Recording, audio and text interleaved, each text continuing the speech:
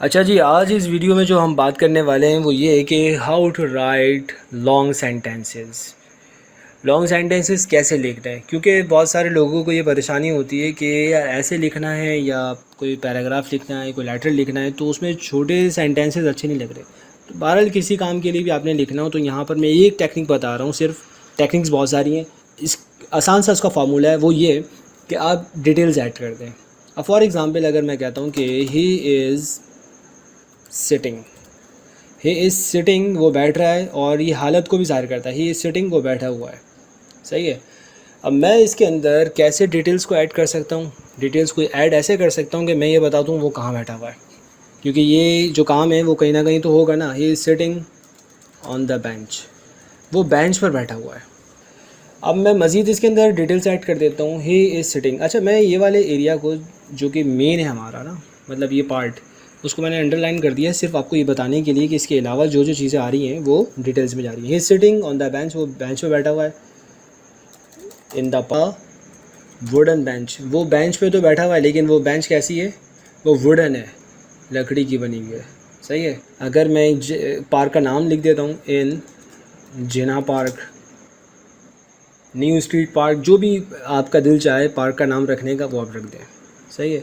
अच्छा, इसके अंदर मज़ीद डिटेल्स को ऐड किया जा सकता है। वो ऐसे कि हम पार्क में उसको बैठा चुके हैं, बेंच में भी वो बैठा हुआ है, वो किसी दरख्त के नीचे भी बैठ सकता है। He is sitting on the bench under the tree in Jinnah park. सही है।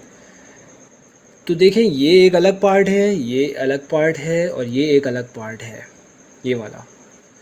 इसमें मज़ीद डिटेल्स को ऐड किया जा सकता है। वो ऐसे कि he is sitting on the wooden bench under the tree, under the green tree. सही हो गया। अंडर द ग्रीन ट्री का मतलब ये बन गया कि वो फिर ऐसे दरख्त के नीचे बैठा हुआ है जो कि सरसब्ज़ व शादाब है। Under the green wood tree, मैं ग्रीन ट्री पे इसको बहरहाल रोक देता हूँ। तो आपने देखा है कि एक सेंटेंस को हमने बढ़ा चढ़ाकर किस तरह एक बड़ा सेंटेंस बना दिया। बस ऐसे ही होता है कि हम डिटेल्स को ऐड कर देते हैं। यहाँ पर देखें, आपने एडजेक्टिव ऐड किया, यहाँ भी एडजेक्टिव ऐड कर दिया, और यहाँ नाम मेंशन कर दिया। तो इस तरह हमने एक बड़ा सेंटेंस लिख दिया। इसी तरह एक और सेंटेंस की एग्जांपल ले लेते हैं ताकि बात क्लियर हो जाए।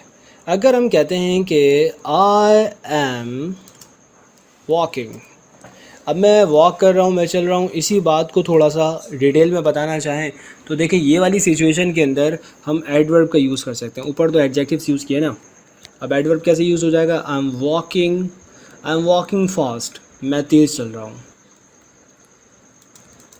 ऑन द रोड, रोड पर। अब मज़ीद इसको और मॉडिफाई कर देते हैं, आई am walking fast on the road for, तो ऑफिस जाने के लिए। आई am walking fast on the road for reaching office. अच्छा, हम इसको थोड़ा सा और ऐड कर दें, अगर ऑन टाइम। सही है, on rich for reaching office on time. सही हो गया। अच्छा, यहाँ पर इसको मज़ीद मॉडिफाई किया जा सकता है। I am walking fast on the road for reaching office, किसके ऑफिस? Of Mister Johns. सही है, मिस्टर जॉन्स के ऑफिस पहुंचने के लिए मैं रोड पर तेज़ वॉक कर रहा हूँ। For reaching office of Mister Johns on time.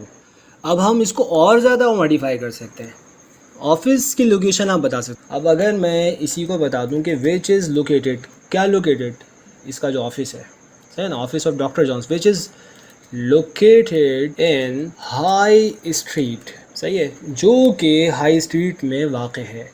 अब देखें, मेन सेंटेंस हमारा ये था, हमने उसको कहाँ से कहाँ पहुँचा दिया, ये बता दिया कि मैं वॉक कर रहा हूँ, रोड पे वॉक कर रहा हूँ।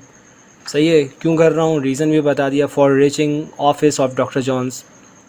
अच्छा, एक ऑन टाइम, फास्ट से इसका रिलेशन तो है ना, अब स्लो करते तो वो तो कोई सेंस ही नहीं बनता। विच is located in High Street. सही। तो इस तरह भी हम अपने सेंटेंस को मॉडिफाई करते हैं।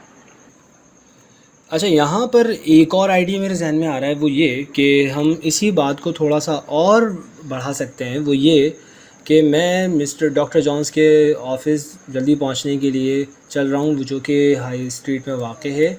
As I have to meet with him, सही है, जब मीट का वर्ड यूज़ होता है तो विद के साथ यूज़ होता है।